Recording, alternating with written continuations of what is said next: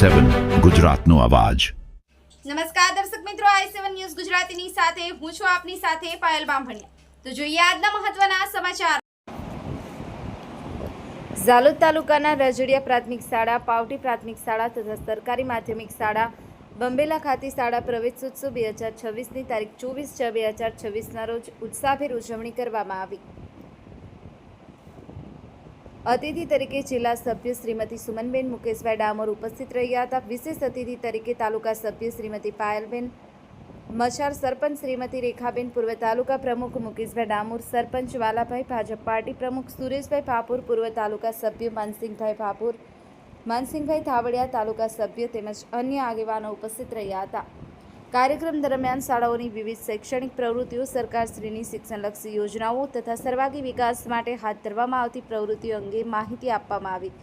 સમગ્ર કાર્યક્રમ શાળા પરિવાર, શિક્ષકગણ, એસએમસી સભ્યો, વાલીઓ તથા ગ્રામજનોની ઉપસ્થિતિમાં સફળતાપૂર્વક સંપન્ન થયો।